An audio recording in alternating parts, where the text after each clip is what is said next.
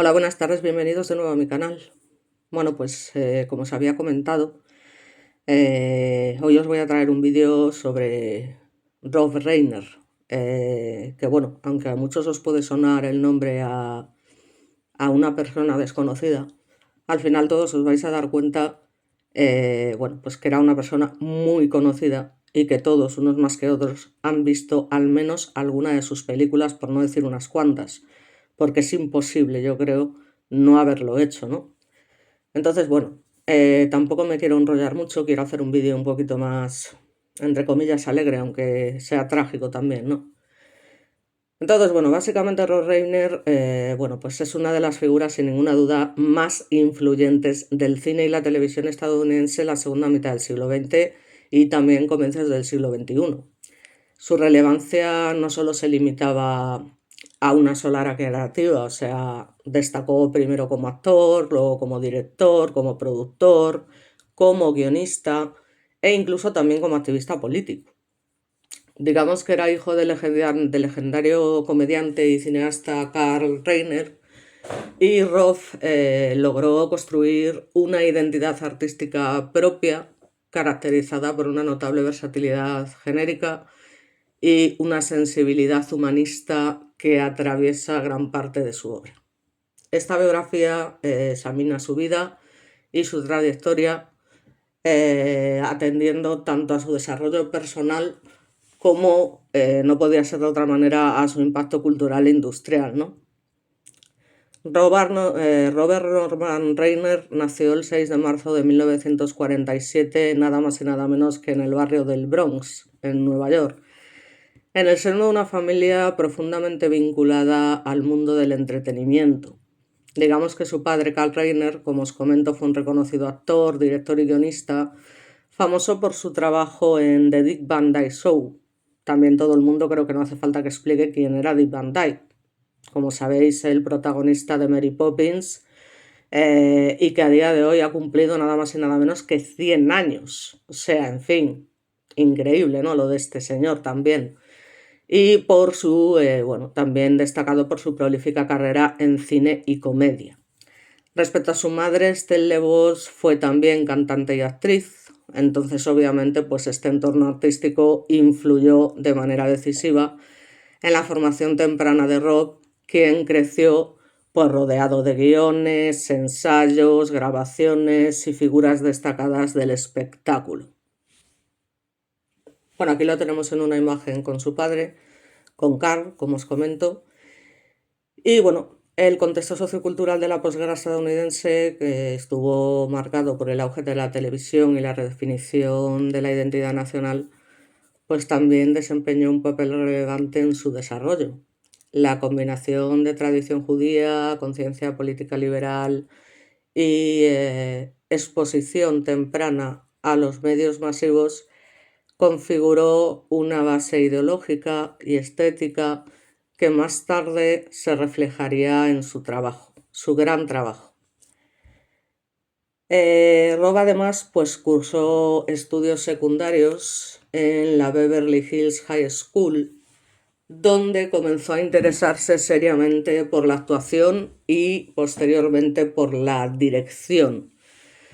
Además, después ingresó a la Universidad de California en Los Ángeles, UCLA, una institución clave para la formación de profesionales del cine y la televisión.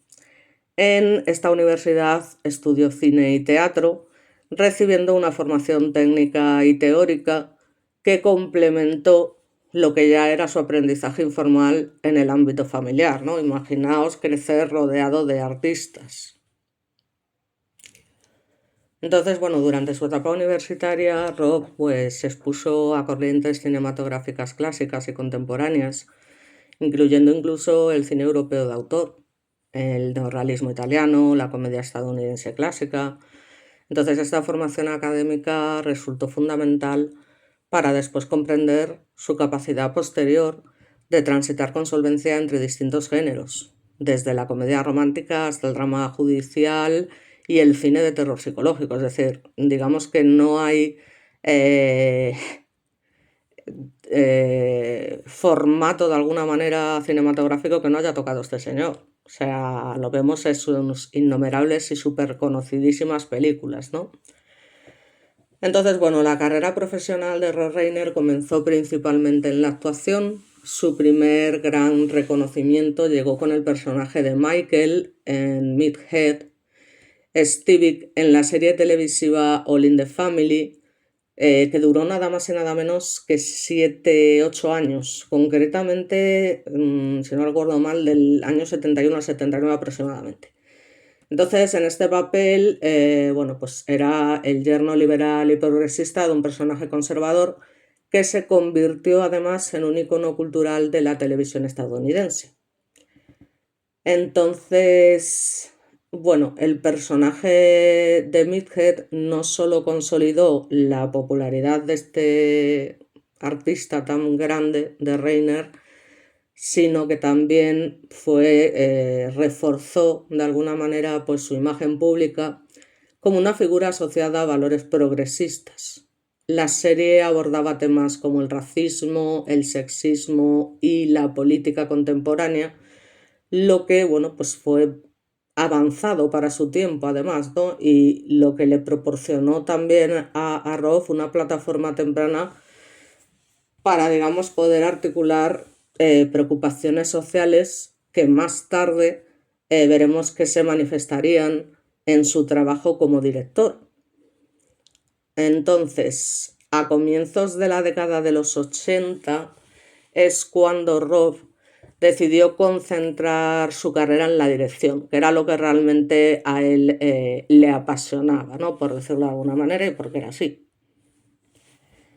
Entonces, bueno, aquí lo tenemos, seguramente muchos podáis reconocer esta imagen, pero bueno,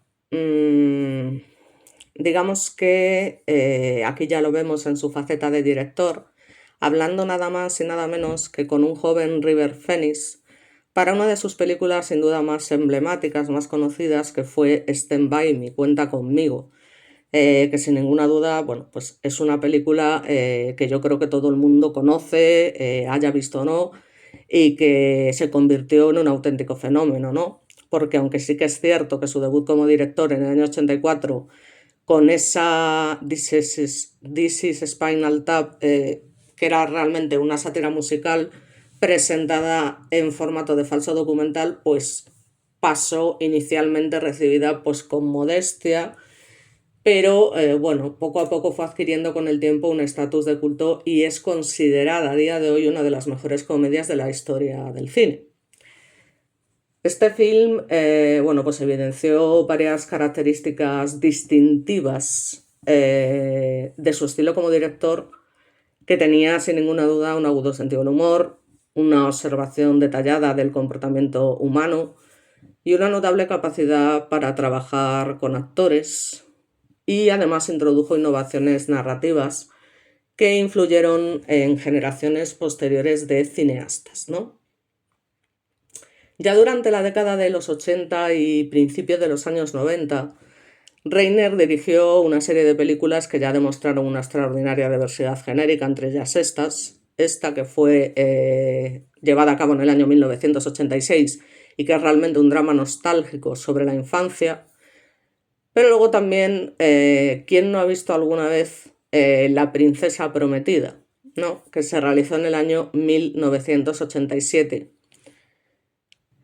Bueno, aquí tenemos una imagen de esta gran película que, aunque muchos dirán, bueno, hombre, decir que es una buena película, pues hombre, la verdad es que en su momento fue una película que gustó mucho, que se ha convertido realmente en una película de culto y que, cómo olvidar, ¿no? Pues esa frase famosa que es inevitable nombrar de este señor que tenemos aquí, este en concreto, que manifiesta esa frase tan famosa de hola, me llamo Íñigo Montoya, tú mataste a mi padre, prepárate a morir, ¿no? O sea, yo creo que esa es una de las famosas, de las frases más famosas del cine, ¿no? En general.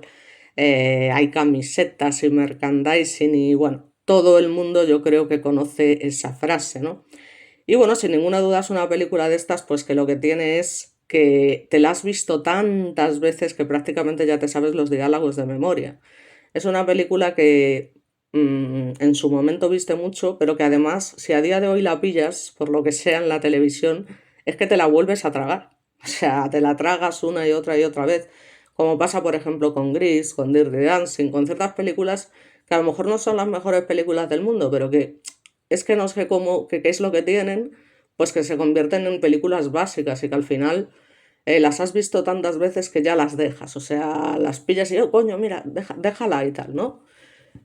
Y sin ninguna duda, o sea, a ver, es una de mis películas favoritas en el sentido de que no sé cuántas veces la he visto, pero os aseguro que más de 100, ¿eh? O sea, teniendo en cuenta que ya de pequeña la había visto como 58 o 59 veces contadas, porque yo las iba contando, ¿no? Ya os digo que era muy cinéfila también, y entonces pues era una de las películas que más nos gustaba y que mis hermanos y yo veíamos continuamente, ¿no? Estábamos deseando que llegara la escena. Y ese como desees que decía siempre Wesley, ¿no? Cuando, bueno, pues cuando se lo decía a su querida amada, ¿no? Eh, en fin, cuando se hace pasar por el pirata Robert famoso y ella lo empuja porque no lo conoce de nada, porque va con la cara tapada y le dice, ¿cómo desees? Para que ella se dé cuenta de quién es, ¿no?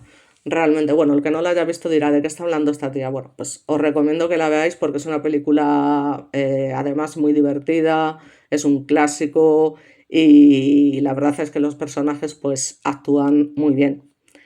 Entonces, bueno, luego tenemos, digamos, una fábula fantástica, esta película, o sea, realmente, que tiene elementos de comedia romántica, ¿no?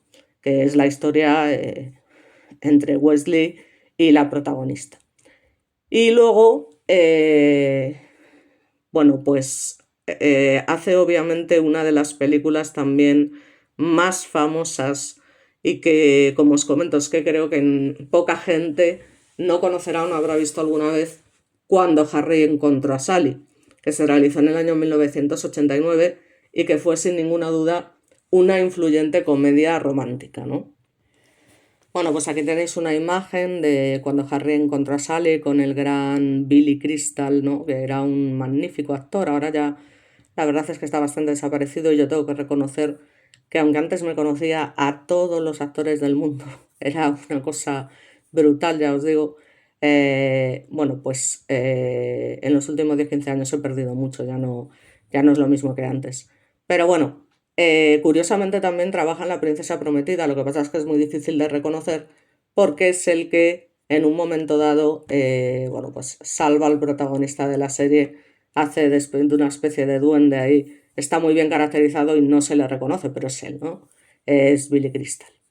Entonces, bueno, sabemos que la famosa escena que también quedó grabada para todo el mundo en la mente, ¿no? Fue esa escena donde la actriz, que ahora mismo, como os digo, es que he perdido tanto memoria que joder, ahora no me sale el nombre, pero bueno, donde la actriz finge ese orgasmo, por decirlo de alguna manera, ¿no? Dentro de la ignorancia un poco de Billy Crystal, que dice, no, que eso es imposible de fingir porque yo tal, ¿no? Como hacen muchos hombres, que yo soy maravilloso en la cama, yo soy tal, ¿no? Y ella le dice así, y delante de todo el mundo, allí en un bar, ¿no? Pues la tía se pone a fingir. Es una escena muy buena, o sea, ese tal como diciéndole, ah, sí, pues mira, te voy a demostrar cómo podemos fingir las mujeres, ¿no? Entonces el tío se queda atónito, ¿no? Y todo el bar mirando, diciendo, ¿esto qué es, no? Y la tía ahí, bueno, o sea, es muy buena esa escena y creo que, bueno, es una influyente comedia romántica sin ninguna duda y una película famosa, ¿no? Lo siguiente, en algún momento me saldrá el nombre de esta actriz, pero ya os digo que tanta pastilla pues me ha ido haciendo perder bastante la memoria porque estoy cansado de conocer a esta mujer, o sea, en fin, bueno, cosas que pasan, ahora mismo no caigo.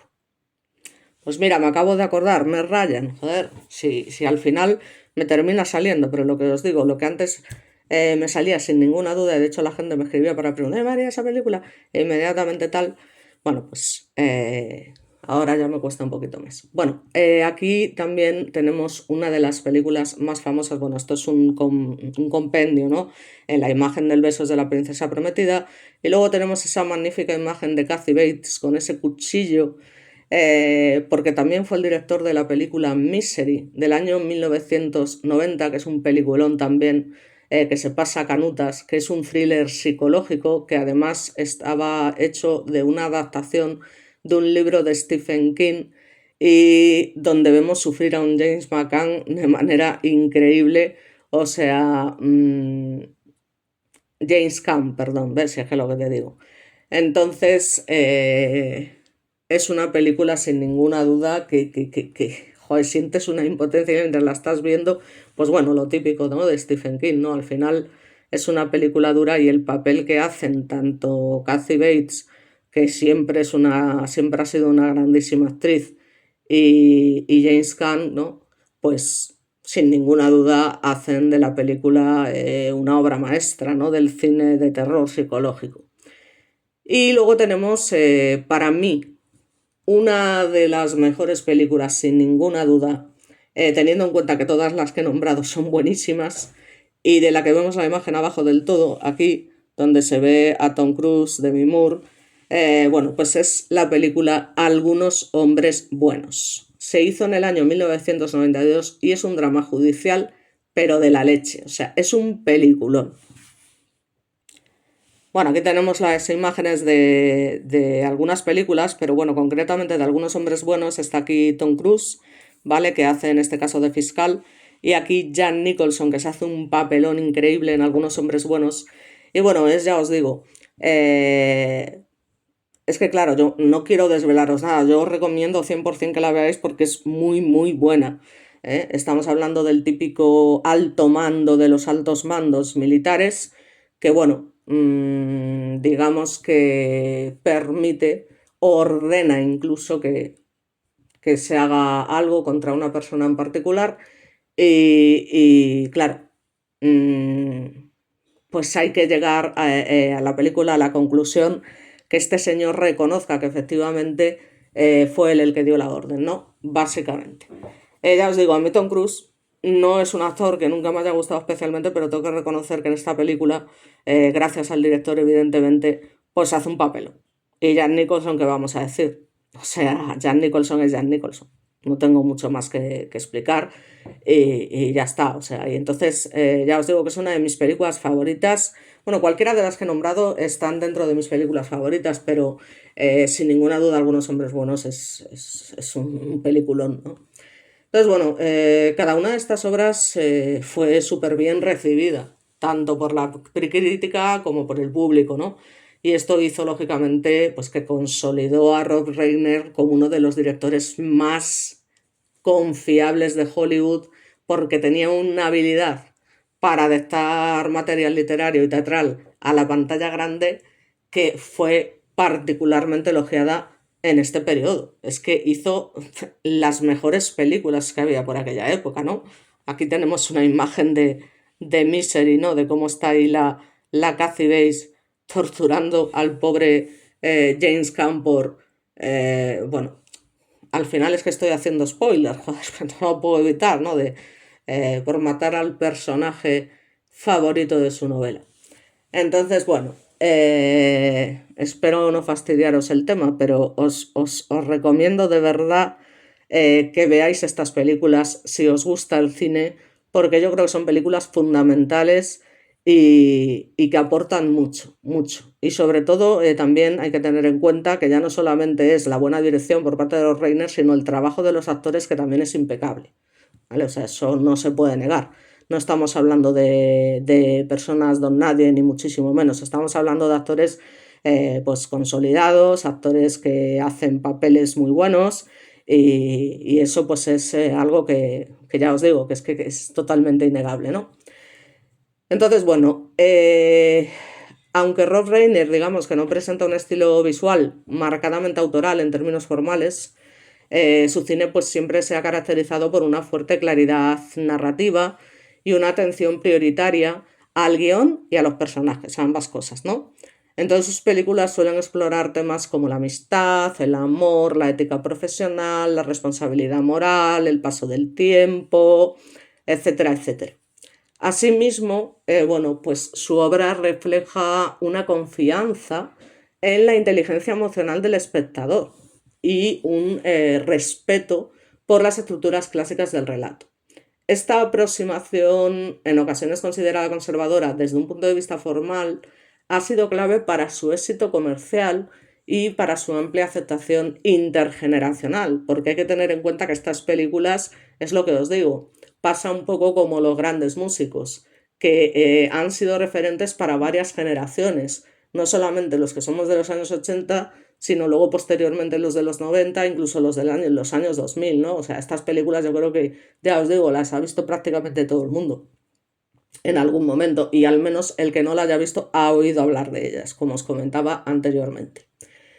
Entonces, bueno, aparte de esto, bueno, os voy a hacer un paso así para que veáis sus películas. Tenemos ahí esta, La princesa prometida, con Andreu el gigante, Íñigo Montoya y, bueno, un tal Vicini, que este personaje, bueno, si veis la película pues ya sabréis, ¿no? Tenemos aquí una imagen de Cuenta conmigo, por ejemplo. Luego aquí está en la serie donde interpretaba a Midget, por ejemplo. Esta es la escena famosa, a ver si la veis, es que tiene muy mala calidad, pero la escena famosa de cuando Harry encontró a Sally, donde ella finge, ya os digo, en el bar, y le demuestra a Billy Crystal que los hombres no son tan buenos en la cama como se creen, ¿no? Realmente.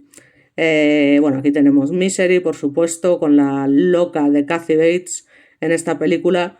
Y luego, bueno, pues vemos aquí, por supuesto, Cuenta conmigo, con el famoso River Phoenix, que es este de aquí atrás. Y bueno, estos son niños de Cory, este era Cory Coleman, me parece que se llamaba.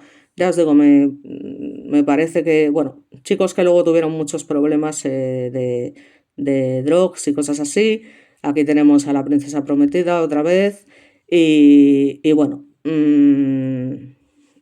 ya os digo, muchas de las películas que hizo este hombre y que son auténticas obras maestras, ¿no? Pero luego también hay que tener en cuenta que fue una persona, pues que fue un gran activista político y que tuvo una gran participación pública, ¿no? O sea que de forma paralela a lo que fue su carrera artística, Rob Reiner mantuvo una activa participación en la vida política estadounidense. Se identificó siempre de manera abierta con posturas liberales y progresistas, un aplauso, participando en campañas electorales, organizaciones cívicas y debates públicos, y además fue especialmente vocal en todo lo que eran temas, como os digo, avanzado a su tiempo, relacionados con la educación, la libertad de expresión, la salud pública y la regulación de armas. O sea, daos cuenta de que estamos hablando, ya os digo, de los años 80, y este señor ya estaba reivindicando algo que a día de hoy estamos reivindicando nosotros. O sea, que es que sin ninguna duda pues fue un grande en todos los sentidos. Entonces, su activismo ha influido en la percepción pública de su figura, reforzando sin ninguna duda su imagen como un intelectual comprometido más allá del entretenimiento. Bueno, aquí os voy a hacer un pase rápido de lo que fue más o menos un resumen de su gran y larga vida cinematográfica, con esa primera película que os digo que en un principio pasó desapercibida, pero que luego se convirtió en una auténtica película de culto, La princesa prometida, Cuenta conmigo, Algunos hombres buenos, Misery, Cuando Harry encontró a Sally, es decir, un montón de películas, como podemos ver aquí, muy famosas todas, ¿vale? O sea, son películas todas muy conocidas. Evidentemente no podemos decir que todas son una obra maestra, hay películas mejores, hay películas peores, pero la verdad es que por lo general han sido siempre películas muy, muy buenas.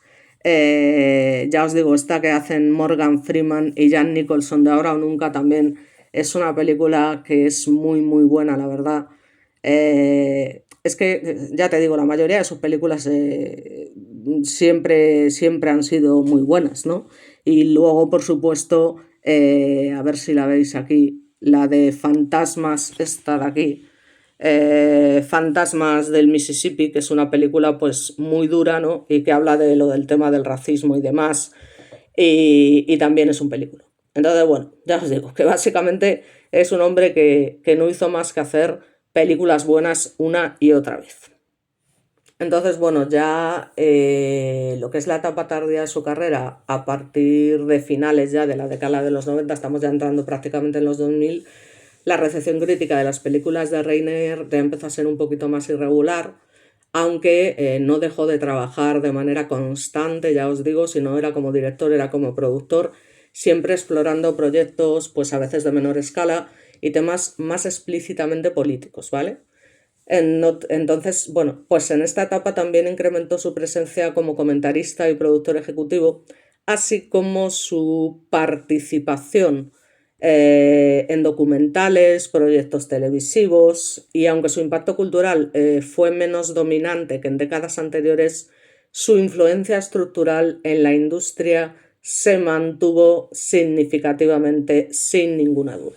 Así que bueno, ya os digo, es que era un grande del cine, que claro, a ti te dicen Steven Spielberg, o te dicen Scorsese, o te dicen, y claro, todo el mundo inmediatamente, incluso Tarantino, ¿no? Que está tan, para mí, sobrevalorado, que sin ninguna duda tiene películas, a mí la que personalmente Kill Bill me encanta, pero sin embargo con Pulp Fiction, salvo la escena esa de, sí, carita de fresa, joder, de todo lo que te podías haber olvidado, te olvidas del puto reloj, esa escena es buenísima, pero a mí me gusta más Kill Bill, ¿no? Para ser más tal, pero bueno, en este caso,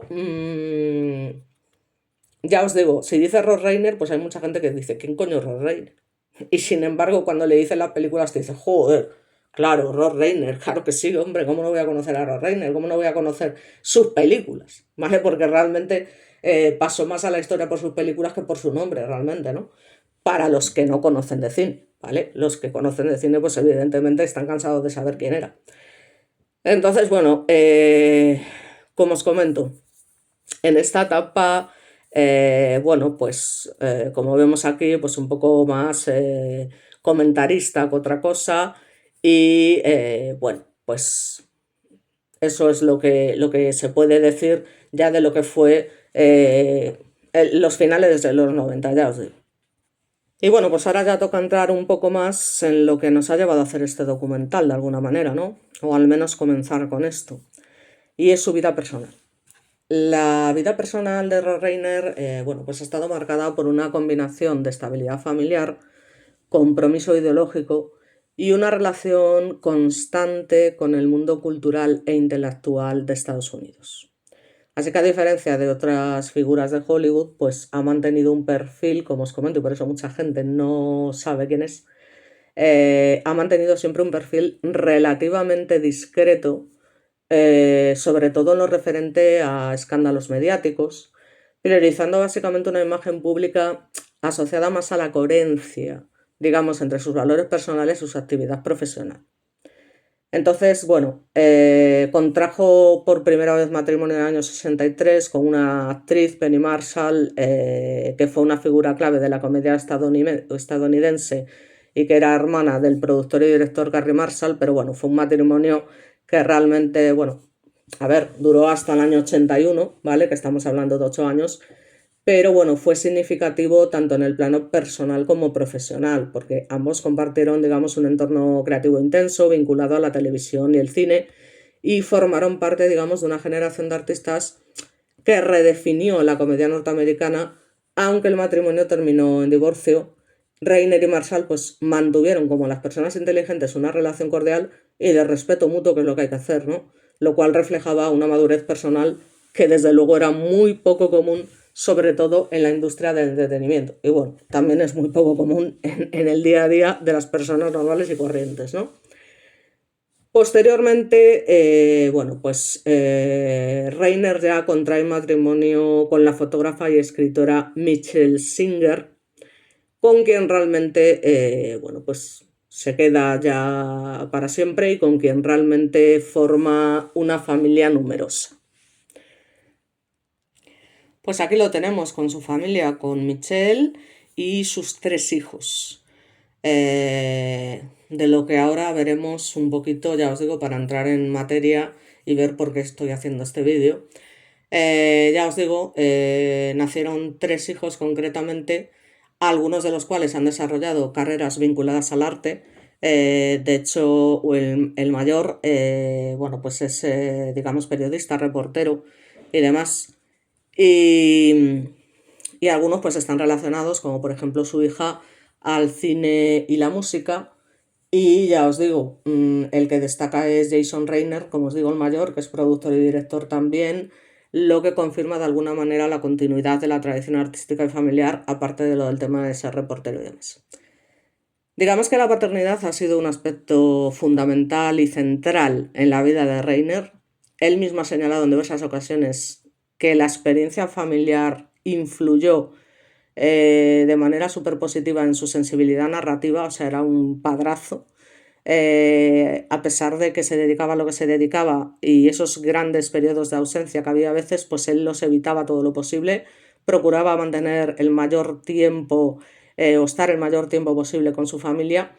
Y bueno, estamos hablando de esa sensibilidad narrativa, especialmente en películas centradas en lo que eran las relaciones humanas y el crecimiento personal, ¿no?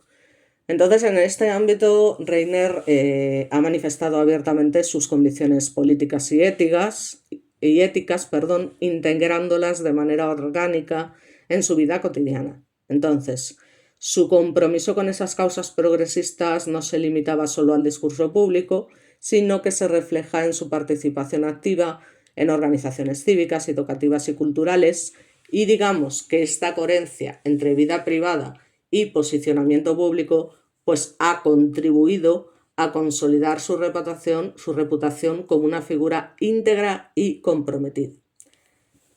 La relación con su padre Karl Reiner, con el que lo hemos visto anteriormente, también ocupa un lugar fundamental en su vida personal y emocional, ¿no? Más allá del vínculo familiar, ambos compartieron una profunda admiración mutua y además, aquí lo vemos ya con su padre mayor, con Karl Reiner, bueno, pues colaboraron también en distintos proyectos creativos. Sin ninguna duda, su padre fue una influencia determinante, ¿no?, en la formación ética y artística de Rob, inculcándole, digamos, una visión del humor y del arte como herramientas de reflexión social.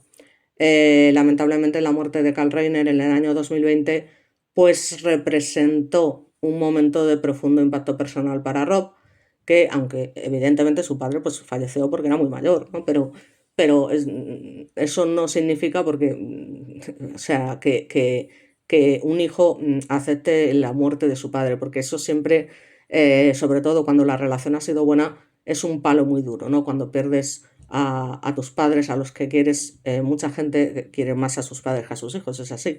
Entonces, bueno, quien ha continuado pues honrando, digamos, su legado tanto en su obra como en sus intervenciones públicas, ¿no? Entonces, bueno, en conjunto y en teoría, y aquí es donde vamos a entrar en el tema más chungo,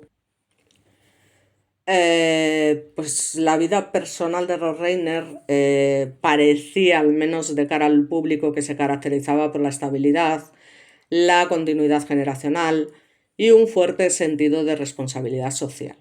Estos elementos permiten un poco comprender mejor la dimensión humana detrás de su carrera artística, que eso nadie lo pone en duda, y que explican en gran medida pues, esa coherencia que tenía temática y moral y que atraviesa su filmografía. Aquí está ya cuando sus hijos son adultos y si os fijáis, bueno, el mayor es este que está sonriendo aquí delante de todos, aquí está la hermana y aquí detrás esta figura un poco más extraña, con esa sonrisa un poco más forzada, un poquito distinto, por decirlo de alguna manera, tenemos a Nick Reiner.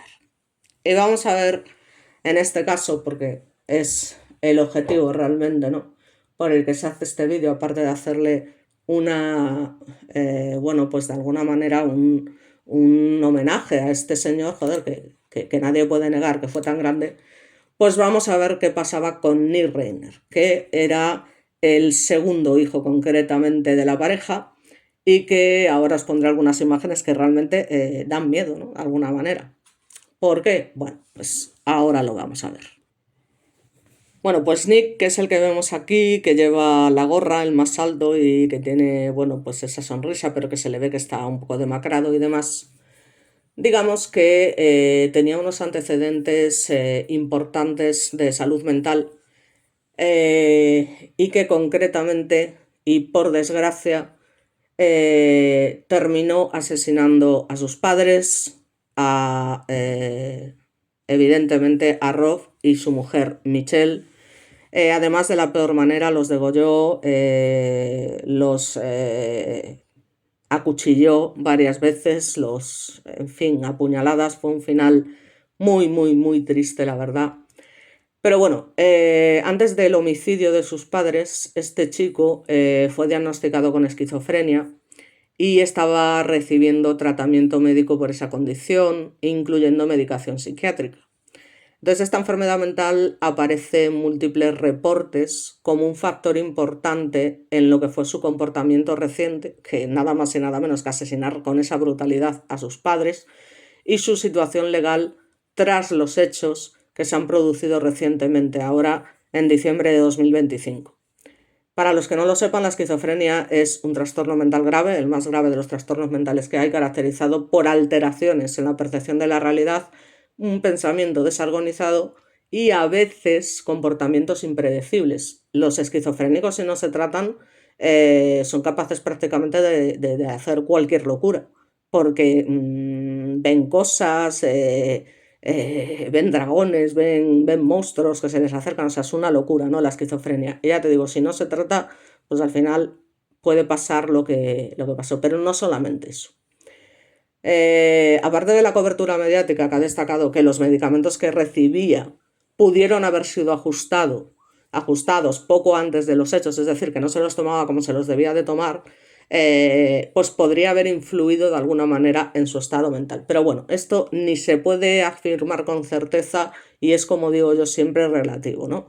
Pero lo que está claro es que el contexto clínico de la esquizofrenia es fundamental para entender tanto los informes de comportamiento como los desafíos judiciales en torno a una posible defensa que sus propios hermanos parece ser que están, a pesar del impacto brutal del asesinato de sus padres y del sufrimiento y demás, están incluso financiando de alguna manera, precisamente porque de lo que la defensa va a intentar, y han contratado a uno de los abogados defensores más importantes de los Estados Unidos para poder, digamos, incapacitarlo de alguna manera, es decir, que no pueda ser, ahora no me sale la palabra, jolín, cuando una persona no puede ser ajusticiada, jolín, en fin, ya me saldrá. Imputable, leche, que, jolín, me quedo ahí con las palabras, macho, y no hay manera. Sabes que cuando una persona tiene alguna enfermedad grave, real, de un trastorno mental importante, puede ser inimputable, ¿vale? Porque no se la puede considerar de alguna manera responsable de sus actos. Aunque yo creo que en este caso, aunque la defensa es lo que va a intentar aplicar para que esta persona no vaya a la cárcel, aunque sí irá a un centro, en todo caso una institución mental sin ninguna duda, que es lo que sus padres por otra parte habrían querido. Yo, sinceramente, y mucha gente piensa que hubo algo más, ¿no? Entonces, bueno, también hay que tener en cuenta que este chico, y como se puede ver, ya se le ve en la cara, ¿no? Que siempre que es extraño, ¿no? Es un chaval que tiene una cara extraña, una sonrisa extraña, una mirada extraña. Entonces, bueno, por si no fuera poco, no con el tema de la esquizofrenia, pues además tuvo una larga y pública batalla con la adicción a sustancias desde la adolescencia. Es decir, empezó súper joven con el tema de las drogas, con múltiples ingresos a centros de rehabilitación, periodos de consumo nada más y nada menos que de opiáceos, y estamos hablando de heroína y experiencias de homelessness, vivir en la calle literalmente en varios estados de Estados Unidos durante sus años más jóvenes. A pesar de que sus padres intentaron una y otra vez, se desvivían por ayudarlo, lo volvían a llevar a casa para que viviera con ellos, aunque ellos percibían cierto peligro porque era un chaval que de repente saltaba y empezaba a destruir muebles, en fin, que los padres pues también vivían con cierto miedo de alguna manera porque sabían que podría resultar una persona peligrosa, pero claro, no dejaba de ser su hijo.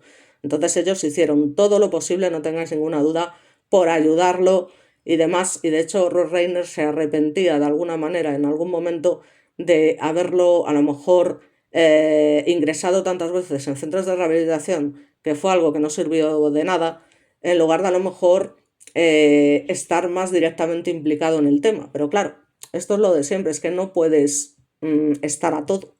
O sea, tú haces lo que crees mejor en ese momento. Entonces, nada más y nada menos que estamos hablando de que su primer ingreso a rehabilitación por adicción fue a los 15 años. O sea, que tengas que ingresar en un centro de rehabilitación con 15 años ya tiene mucha tela.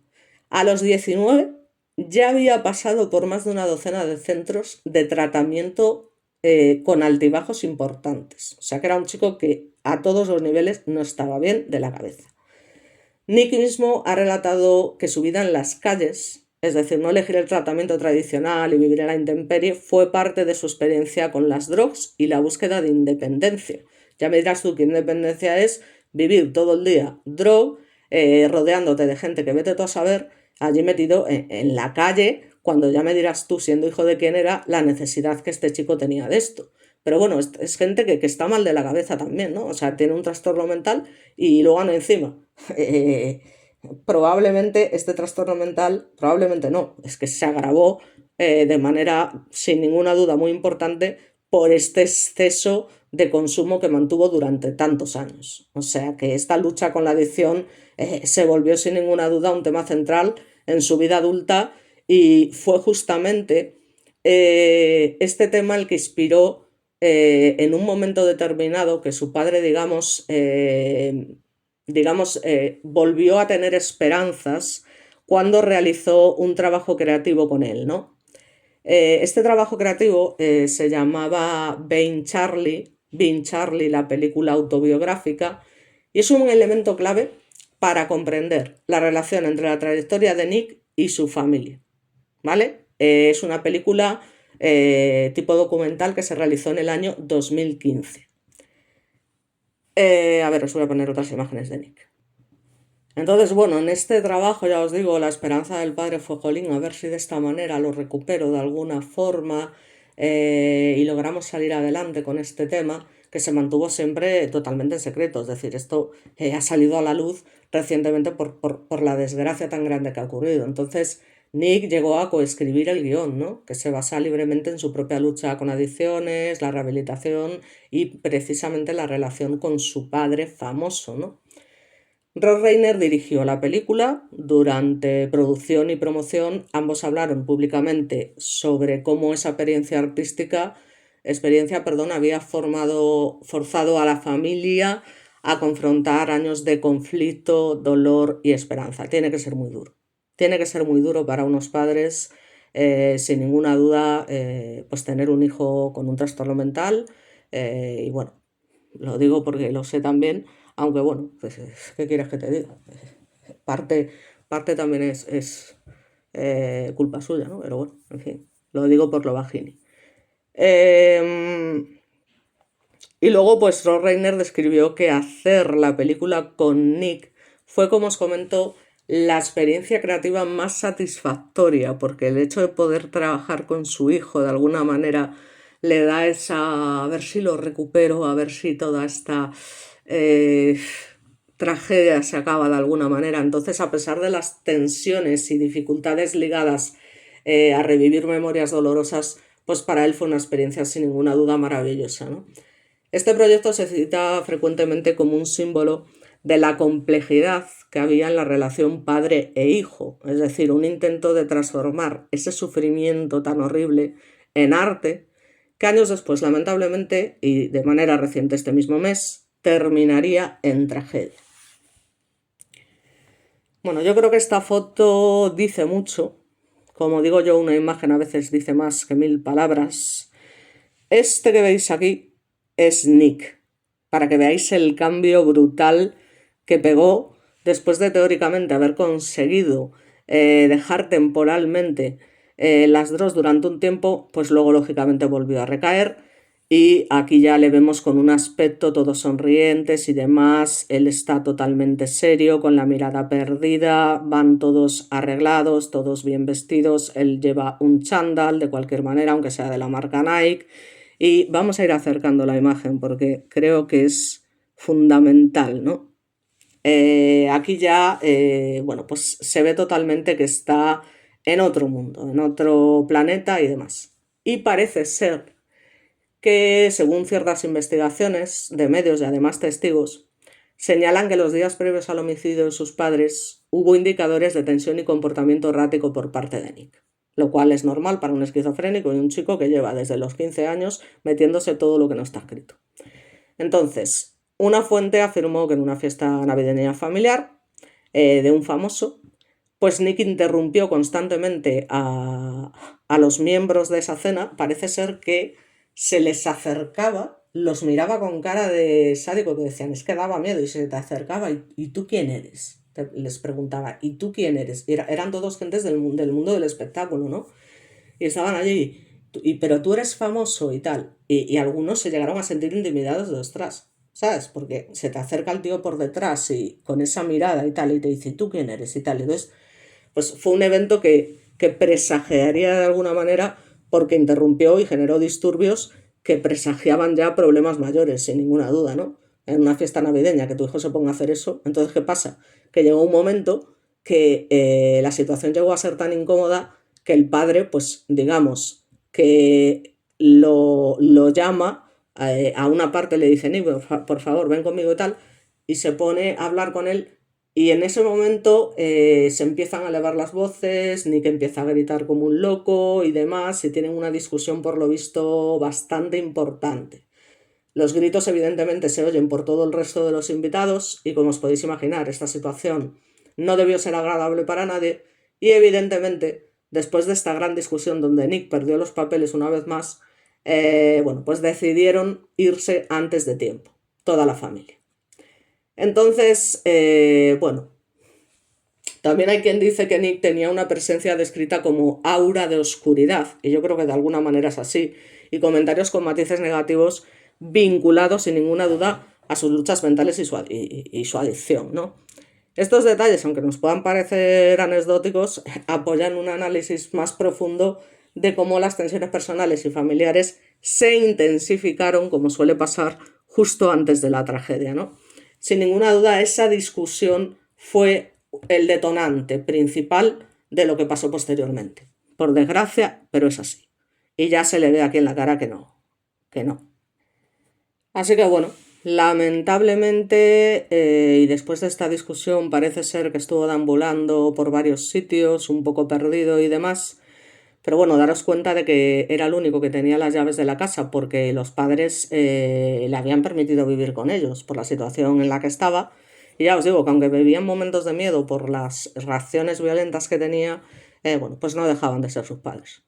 Y lamentablemente, pues bueno, la madrugada entre el 13 y el 14 de diciembre de este año 2025, bueno, pues el chico que conocía perfectamente la casa y que sabía que a cierta hora sus padres iban a estar durmiendo, pues evidentemente no se sabe si ya llevaba el cuchillo de la calle o si cogió un cuchillo de cocina en ese momento, eso todavía no se sabe porque ha sido muy reciente, pues cogió y parece ser que la secuencia de los hechos fue que cuando sus padres estaban durmiendo llegó allí y lo primero que hizo fue degollar al padre, literalmente, eso ya fue de por sí mortal de necesidad, y luego a la madre, pero es que luego además se ensañó con ellos con el tema, ya os digo, de el apuñalamiento brutal que tuvo lugar. O sea, eso fue una rabia contra ellos brutal. Por eso digo que, joder, hasta cierto punto que sea inimputable del todo, pues bueno, tampoco me voy a meter mucho en esto, pero claro, imaginaos el hallazgo de los cuerpos, ¿no? El hallazgo de los cuerpos se produce lógicamente al día siguiente, el 14 de diciembre, porque por lo visto habían quedado con unos masajistas a una determinada hora y se cansó de llamar a la puerta, y no contestaba ni Dios. Entonces se pusieron en contacto con la hija, ¿vale? Llamaron a la hija, oye, mira, que estamos aquí en la casa de tus padres, que estamos llamando, llama que te llama, que no nos contesta nadie y demás. Y entonces, bueno, pues la hija se presenta allí con el novio e imaginaos la chica, o sea, en fin, cuando se encuentra la escena. O sea, es que no lo quiero ni imaginar. Parece ser que los cuerpos no se encontraban exactamente en la cama, o sea que incluso Nick los había desplazado o ellos habían conseguido levantarse y desplazarse hasta que realmente cayeron muertos donde fuese, ¿no? Y claro, la chica cuando llega allí y se encuentra con esa escena, pues evidentemente se derrumba, se pone histérica, no es capaz ni siquiera de llamar a los servicios de emergencia, tiene que ser el novio el que lo haga porque ya no es capaz, evidentemente. Y bueno, imaginaos, tuvo que ser horrible. Es una pena, ¿no? Que al final estas tragedias ocurran. Entonces, bueno, pues Nick fue arrestado al poco tiempo, porque ya os digo, empezó a deambular por ahí, a hacer cosas raras. Hay imágenes, grabaciones donde se le ve dentro de una tienda dando vueltas para aquí, para allá, vuelta para aquí, vuelta para allá, en fin. Entonces fue arrestado y acusado de 2 cargos de asesinato en primer grado, evidentemente porque estamos hablando de ensañamiento, ¿no? O sea, no le valió solo con degollarlos, sino que encima se ensañó con ellos dándoles un montón de puñaladas. O sea, es que esto es una barbaridad, ¿no? Entonces está siendo retenido sin fianza, a pesar de que tengan un montón de dinero, obviamente, porque además si se le declara culpable, pierde directamente todo el derecho a la herencia de sus padres, evidentemente. Y además está en confinamiento solitario, con medidas de observación por riesgo de SUI y según reportes de instituciones judiciales locales. Los expertos legales han comentado que una defensa basada en incapacidad mental sería difícil de sostener en California sin evidencia clara de que no podía distinguir entre el bien y el mal en el momento de los hechos, que es lo que yo estaba diciendo, hasta qué punto realmente era inimputable. Evidentemente él era consciente de lo que estaba haciendo estaba mal y en ningún momento tras su detención mostró ningún tipo de arrepentimiento, ningún tipo de empatía, en fin, que no, ¿vale? En ese sentido. Entonces, bueno, sin ninguna duda esta fase legal es un componente crítico para análisis académico, particularmente para explorar cómo se cruzan la salud mental, la responsabilidad penal y luego la percepción pública de personas que cometen crímenes graves bajo contextos, digamos, psicopatológicos, ¿no? Porque es cierto que hay ciertas enfermedades mentales y ciertas cosas que, queramos o no, hacen que una persona sea inimputable sí o sí. Pero luego, claro, encontrar lo que es la línea, esa débil línea entre el ser inimputable y no, es bastante compleja, ¿vale? O sea, hay que tener en cuenta que hay gente que sí, que efectivamente tiene trastornos mentales, pero que es totalmente consciente de lo que está haciendo y luego no se arrepiente en absoluto ni nada. Entonces, bueno, y el chaval además tonto no era. Estamos hablando de que coescribió un guión con su padre y demás, o sea que no era una cosa de decir, ¿no? O sea, lo que pasa es que probablemente el detonante de esa gran discusión que tuvo pues con su padre ese día, digamos que el chaval se calentó que no veas y, en fin, y acabó llevando a cabo pues lo peor que se podía hacer, ¿no?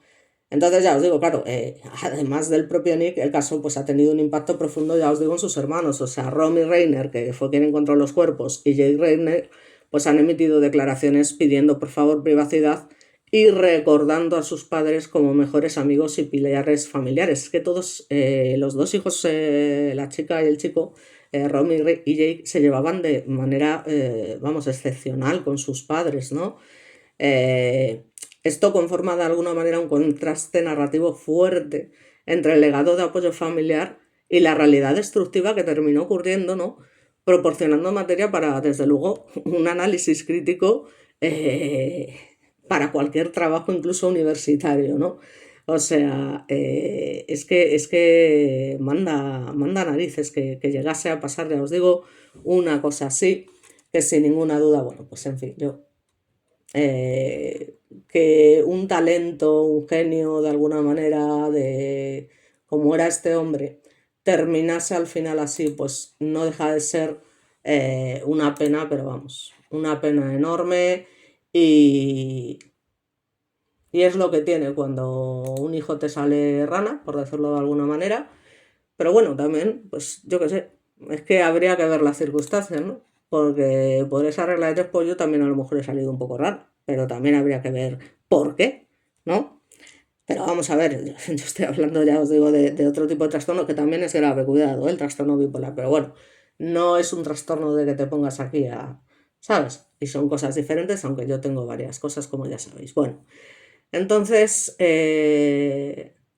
bueno, pues digamos que el legado, porque ya poco más podemos decir. Bueno, aquí lo tenemos con su hija, porque ya os digo que con sus hijos, tanto con la pequeña como con el mayor, su relación era excepcional, se le ve ese padre tan feliz, tan orgulloso, además era la única chica, me imagino que esto también influiría. Y bueno, básicamente, ¿qué podemos decir? Bueno, pues el legado de Reiner se fundamenta, digamos, en su capacidad para combinar accesibilidad comercial con integridad artística. Sus películas continúan siendo objeto de análisis académico y disfrute popular, sin ninguna duda, y varias de ellas forman parte del canon del cine estadounidense contemporáneo. Como director, Reiner nos demostró que la versatilidad genérica y el respeto por la narrativa clásica pueden coexistir también con una sensibilidad, que esto siempre es muy importante, lo del tema de la sensibilidad moderna y socialmente consciente. Así que su influencia se extiende tanto a cineastas como a guionistas y productores que valoran el equilibrio entre arte e industria. ¿Vale? Entonces, bueno, a modo de conclusión, y ya con esto terminamos, bueno, esta otra imagen que también me parece muy bonita, más próxima, por desgracia, a los hechos. Bueno, ya sabéis que a mí me gusta terminar siempre con imágenes bonitas dentro de lo malo, ¿no? Y bueno, pues ya termino. Como conclusión, decir que Rob Reiner ocupa un lugar destacado en la historia del cine y la televisión por su contribución sostenida y diversa, desde sus inicios como actor televisivo hasta su consolidación como director de clásicos contemporáneos. Su trayectoria refleja una comprensión profunda del medio audiovisual y de su función cultural, y esta biografía lo pone de relieve no solo con los hitos de su carrera, sino también en el contexto académico, social y político que los rodea, ofreciendo una visión integral de una figura que fue clave en el entretenimiento estadounidense. Y bueno, con esto y unas imágenes que, como sabéis, pondré y que siempre me gusta poner al final del vídeo, pues terminamos. Lamentablemente ya veremos qué es lo que pasa, esto está muy reciente, vamos a ver qué es lo que pasa con ese juicio, que sin ninguna duda será muy polémico, será muy controvertido, muy controversial, vamos a ver, ¿no? Vamos a ver qué pasa, porque es que además hay que tener en cuenta que en California existe lo que es la pena de muerte, ¿no? Con lo cual nos estamos jugando mucho, o sea que sus propios hermanos, dentro de la desgracia tan grande que han vivido, el sufrimiento que tienen que estar padeciendo, de alguna manera lo estén apoyando, contratando al mejor abogado defensor, a uno de los mejores de los Estados Unidos, hostia, ¿sabes? Tiene que ser complicado. Tiene que ser complicado, pero me imagino que después de haber perdido a tus padres, pues lo último que quieres es además perder a un hermano, ¿no? Eso es lo que yo quiero pensar. Una última imagen de la familia. Y lo dicho, con esto y un bizcocho, nos vemos en el próximo vídeo. Espero que os haya gustado, creo que merece la pena y que por supuesto este hombre se merecía un homenaje como la copa de un pino, porque nos ha aportado mucho cinematográficamente hablando, sobre todo a las personas como yo, que han sido cinéfilas que no veas. Así que bueno, ya os digo, la lectura, la música y el cine para mí han sido siempre la mejor vía de escape, aparte de, por supuesto, eso ya no hace falta decirlo, las amistades y bueno, muchas cosas, ¿no? Pero lo que es dentro de casa, la manera siempre mejor de evadirse era siempre esta, y pues se le debe mucho a Rob Reiner porque ha dirigido muchas de mis películas favoritas, que son muchísimas, como ya he publicado en mis redes sociales, una lista enorme que muchas veces a la gente cuando le preguntan, oye, ¿cuál es tu película favorita? Pues a mí en ese momento siempre digo, joder, ostras, es imposible que te diga una sola, tío, porque digo, hay tantas películas que me gustan.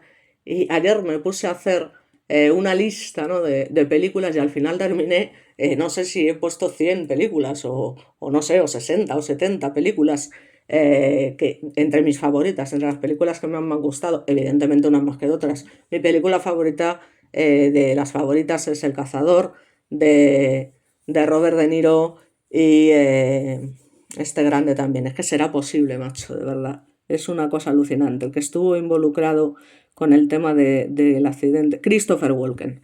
Eso, pues me parece un peliculón. O sea, yo creo que ya os digo, es mi película favorita, pero es complicado porque hay muchísimas pelis favoritas, ¿no? Pero bueno, me quedo con El Cazador. Así que nada, por mi parte lo dicho, nos vemos en el próximo vídeo. Un abrazo a todos y vamos a dejarle un homenaje con varias fotitos. Muchas gracias.